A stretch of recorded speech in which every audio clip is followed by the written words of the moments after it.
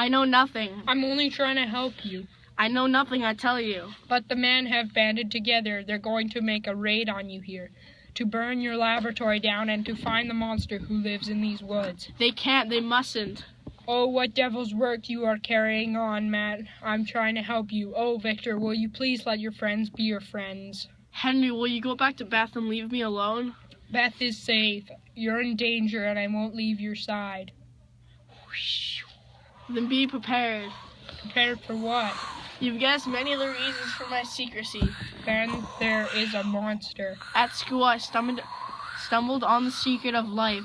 I was trying to create a superior race. I was a fool, and I created him instead.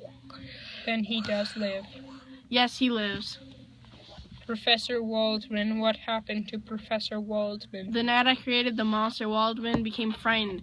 He screamed, attempted to kill the creature. The creature, like a child, warded him off, and then tore him into pieces in front of me. I couldn't stop him. The monster had killed him before it really begun to live. Then? The monster left the basement through the side entrance carrying the professor's corpse. I had no choice. I had to leave the country. Then what are you doing with the creature now? Follow me into my cabin and I will show you. How soon do you think the townsfolk will be here? Oh, 2 hours. They're meeting in a square in town. Come in. What? A woman? Yes, a woman. The monster mate, his friend. I promised him a friend, and in return, he promises to hide himself forever in the world. A devil's bargain, Victor. A bargain I must keep for all of our sakes. But the monster proved himself a murderer time and time again. Why in London after the death of Professor Waldman? Time and time again? But how do you know the mate won't be even more vicious than he? You'll let loose an avalanche of hatred. Oh, destroy her before you bring her to life. Yes, avalanche of hatred. You've got no time to waste. Set fire in this cabin quickly.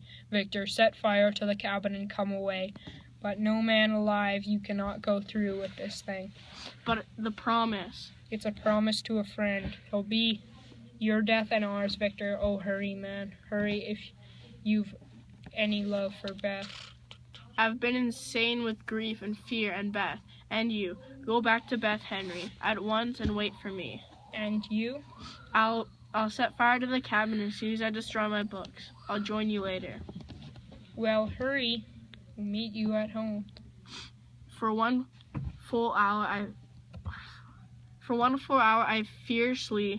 I soaked the shack in oil. Then, taking a taper from the vase, I lit the fire. The fire started quickly. I placed my books in the center of the room and then opened the doors of my shack. The experiment was at an end, and I freed the monster mate would never live. I walked out, and then I saw him, his face controlled with rage. My wife! My only chance to have a friend. Arg! My only chance. I knew then what was in his mind. He raced through the forest in front of me. The blazing shack was a beacon of light, and I saw his huge mishap and form far outdistance me. He was faster than I, taller than I, and covered more territory racing. Running blindly through the forest, I reached my home. The door was flung open. Henry, mutilated and torn, stumbled blindly towards me. Victor, the monster. Henry, what? I tried, Victor, I tried. Henry, you. Beth alone with... Beth? Upstairs.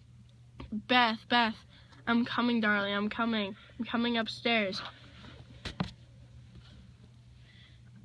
Bobby! Somebody help me!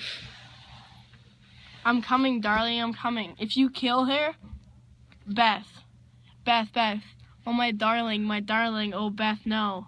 No, both you and Henry, both dead?